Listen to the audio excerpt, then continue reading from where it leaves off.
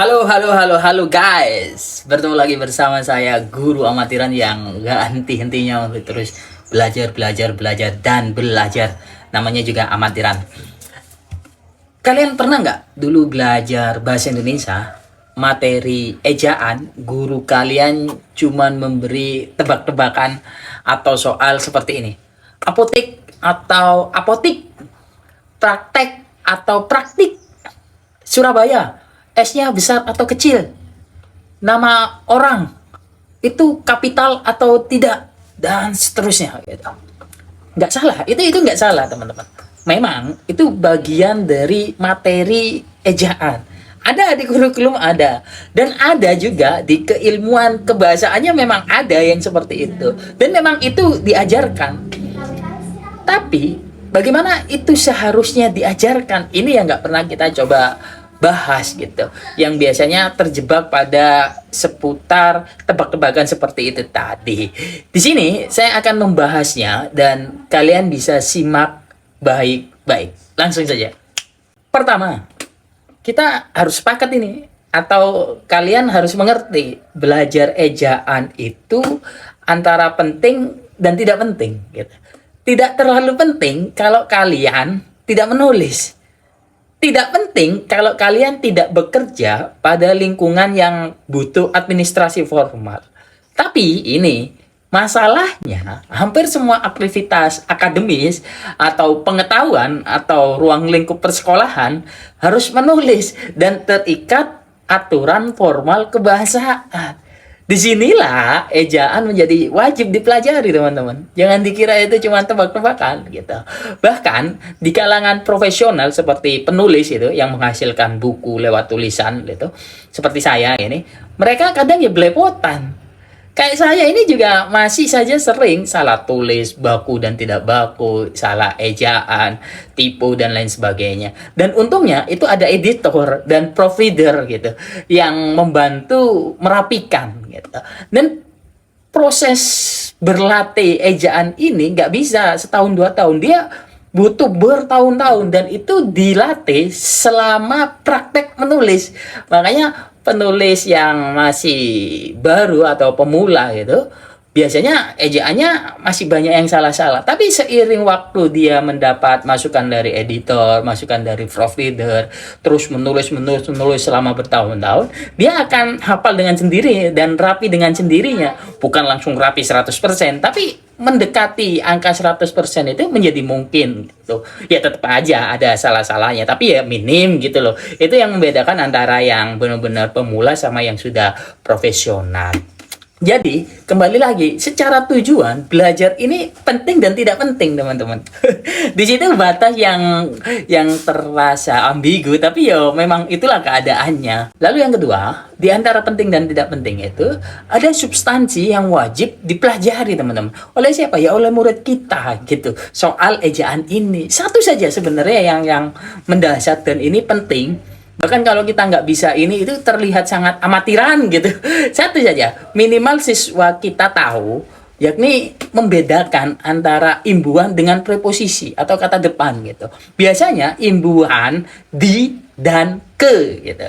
Kalau dia sebagai kata depan, jelas dipisah gitu. Tapi kalau dia sebagai imbuhan, jelas digabung. Di pasar itu dipisah gitu. Dipisah itu digabung. Perbedaan-perbedaan ini penting. Kalau kita nggak bisa hafal di luar kepala, agak riskan. Bahkan ya seperti kata saya tadi, benar-benar terlihat amatiran gitu. Bahkan tulisan kita itu nggak akan dibaca orang. Kalau di level ini saja kita nggak bisa membedakan dua kata tersebut atau dua fungsi ejaan tersebut. Jadi sekali lagi, bagian ini sangat penting gitu. Jadi ajarkan siswa untuk benar-benar hafal di luar kepala tentang ini. Itu bisa ditempuh selama SD, SMP, SMA gitu. Bahkan sampai perguruan tinggi jurusan bahasa, ada saja mahasiswa bahasa nggak bisa hal sebasic ini gitu. Jadi ini penting, ejaan yang substantif seperti ini penting. Lalu yang ketiga, ini yang terpenting. Kalian saat mengajar ejaan itu bagaimana? langsung ditodongkan ke murid, suruh milih atau bagaimana gitu. Tentu materi ejaan itu luas sekali. Penggunaan huruf kapital saja, aturan mainnya itu mencapai belasan teman-teman. Belum penggunaan tanda baca dan sebagainya. Tapi yang lebih sering terjadi kesalahan itu biasanya ada di penggunaan kata baku dan tidak baku gitu. Untuk mengajarkan itu, ini saran dari saya, kalian jangan langsung sekali todong dalam ujian gitu. Dalam artian, jangan cuman siswa disuruh memilih lalu dinilai. Itu pun jumlahnya tidak seberapa, cuman 4 atau 5 fakta gitu, atau 4, 6, 7 kata gitu. Lakukan cara ini, menurut saya ini efektif, yakni model penugasan berupa setor hafalan gitu. Jadi model penugasannya itu setor hafalan.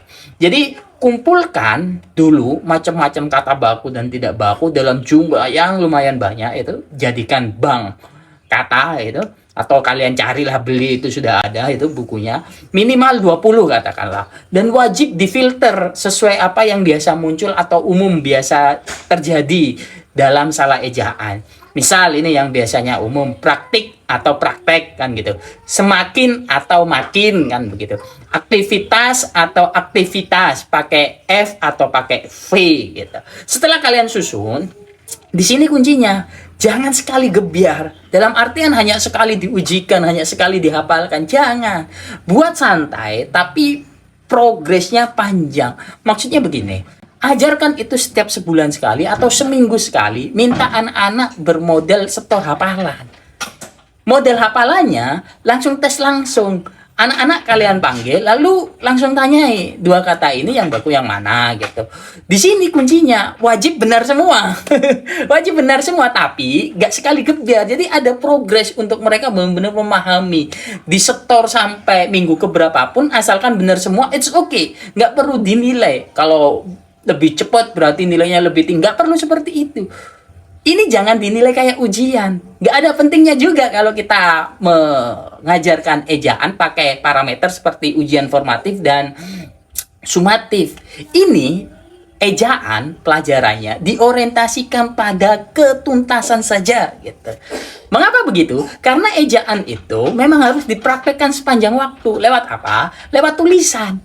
Berhubung di setiap pelajaran jenis teks orientasi akhirnya adalah menulis, ejaan menjadi penting untuk diterapkan setiap waktu. Soal setor ejaan tadi itu misalnya, lakukan selama setahun, selama bersekolah bila perlu. Hanya saja perbedaan setiap jenjang levelnya ditingkatkan saja, boleh jumlah katanya atau model kasus ejaannya yang diubah atau ditambah atau ditingkatkan. Seperti jenjang dasar, soal mungkin baku dan tidak baku.